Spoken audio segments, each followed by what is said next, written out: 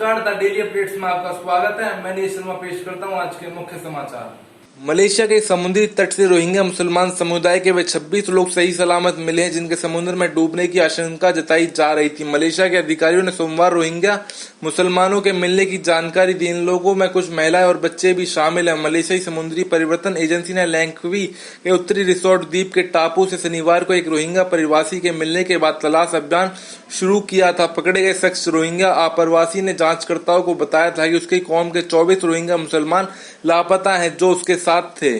कोविड-19 से बचने में मास्क ही सबसे प्रभावी उपाय है। ऐसे में मास्क लगाने में कोई परेशानी महसूस न हो, इसके लिए अमेरिका के राजदूत ने एक चौंकाने वाला कदम उठाया। दक्षिण कोरिया में अमेरिका के राजदूत को वहां की गर्मी में अपनी मूंछों के कारण मास्क लगाने में परेशानी हो रही थी, लिहाजा उन्होंने अपनी मूंछें ही मुड़वा ली। अब हैरिस की मूंछें मीडिया और ऑनलाइन कमेंट करने वालों के बीच चर्चा का विषय बनी हुई है। सुशांत सिंह राजपूत के परिवार वालों ने पटना के राजीव नगर थाने में एफआईआर दर्ज करवाई है। मिली जानकारी के अनुसार सुशांत सिंह के पिता के सिंह के बयान पर मामला दर्ज किया गया। परिवार वालों ने शक जताया है कि रिया चक्रवर्ती और उनके परिवार वालों ने सुशांत को धोखा दिया, उनके पैसे हड़प कर उनके मानसिक रूप से प्रताड़ित किया। यही नहीं, परिवार से सुशांत को पूरी तरीके से काट दिया। पटना के एसएसपी उपेंद्र शर्मा के आदेश पर राजीव नगर के थाना प्रभारी को इस केस की आईओ बनाया गया है। यह टीम मुंबई पुलिस से मिलकर उनके केस डायरी के अलावा अन्य जरूरी कागजात हासिल करेगी। टीम में 2 इंस्पेक्टर और 2 सब इंस्पेक्टर शामिल हैं। इजरायल के प्रधानमंत्री बेंजामिन नेतन्याहू के बड़े बेटे यार नेतन्याहू ने भारतीयों की भावना आहत करने वाले ट्वीट को लेकर हिंदुओं से माफी मांगी है। सोशल मीडिया पर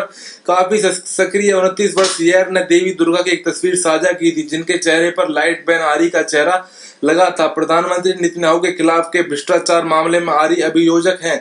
उनके कई हाथों का अभद्र इशारा करते हुए भी देखा गया था। इसकी राजधानी दिल्ली में कोरोना वायरस का संक्रमण काफी हद तक कंट्रोल में नजर आ रहा है। पिछले 24 घंटे के दौरान दिल्ली में कोरोना वायरस के सिर्फ 13 नए मामले सामने आए और अब दिल्ली में कोरोना वायरस के एक्टिव मामलों का आंकड़ा 11,000 से भी नीचे आ गया है। केंद्र और दिल्ली सरकार ने कोरोना के संक्रमण को रोकने के लिए राजधानी में मिलकर काम किया। इसी का असर है कि दिल्ली में संक्रमण काफी हद तक काबू में नजर आ रहा है। सोमवार को दिल्ली में आए 613 नए कोरोना वायरस मामलों के साथ दिल्ली में कुल एक्टिव कोरोना मामलों का आंकड़ा 10,994 दर्ज किया गया है। प्रधानमंत्री नरेंद्र मोदी 5 अगस्त को अयोध्या में राम मंदिर के भूमि पूजन कार्यक्रम में उपस्थित होंगे। इस दौरान वे दोपहर 12:15 पर राम मंदिर की पहली आधारशिला रखेंगे। इसके लिए खासतौर पर 22.6 किलो चांदी से एक खास ईंट तैयार की गई है। इस ईंट पर राम मंदिर निर्माण के साथ ही प्रधानमंत्री नरेंद्र मोदी का नाम लिखा है। इसके साथ ही भूमि पूजन का समय 12:15 भी अंकित है। दिल्ली में मंगलवार को कोरोना वायरस के 1056 नए मामले सामने आने के बाद कोविड-19 से संक्रमित लोगों की कुल संख्या 1.32 लाख से अधिक पहुंच गई, जबकि मृतकों की संख्या बढ़कर 3,881 हो गई। एलएनजेपी अस्पताल में सोमवार को इस बीमारी के कारण किसी भी मरीज की मौत नहीं हुई। ऐसा पिछले कई महीनों में पहली बार हुआ है कि संक्रमण के कारण किसी भी मरीज की जान नहीं गई। दिल्ली सरकार के सबसे बड़े कोविड-19 निर्दिष्ट एलएनजेपी अस्पताल में सोमवार को इस बीमारी के कारण किसी भी मरीज की मौत नहीं हुई। ऐसा पिछले कई महीनों में पहली बार हुआ है कि संक्रमण के कारण किसी भी मरीज की जान नहीं गई। मुख्यमंत्री अरविंद केजरीवाल ने मंगलवार को ट्वीट कर घोषणा की, कल हमारे सबसे बड़े कोविड अस्पताल एलएनजेपी में कोई मौत नहीं हुई। केंद्रीय मंत्री नितिन गडकरी ने मंगलवार को कहा कि सरकार कोविड-19 से प्रभावित अर्थव्यवस्था में नकदी की समस्या के समाधान को लेकर ढांचागत क्षेत्र में प्रत्यक्ष विदेशी निवेश आकर्षित करने के लिए प्रयास कर रही है। सड़क परिवहन, राजमार्ग और एमएसएमई मंत्री ने यह भी कहा कि विभिन्न पेंशन कोष, बीमा कोष और वित्तीय संसाधन के साथ बातचीत जारी है। देश में सड़क विकास पर आयोजित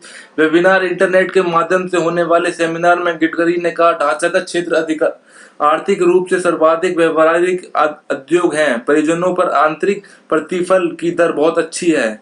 सुशांत सिंह मामले में एक जबरदस्त मोड़ आ गया। एक्टर की मौत के बाद 1 माह से ज्यादा समय तक चुप्पी साधने के बाद आखिरकार सुशांत के परिवार ने एक्ट्रेस रिया चक्रवर्ती के खिलाफ एफआईआर दर्ज करवा दी है। खास बात यह है कि 6 पन्नों की एफआईआर में रिया पर कई गंभीर आरोप हैं। देश दुनिया की और भी खबरें जानने के लिए देखते रहिए द डेली अपडेट्स। धन्यवाद।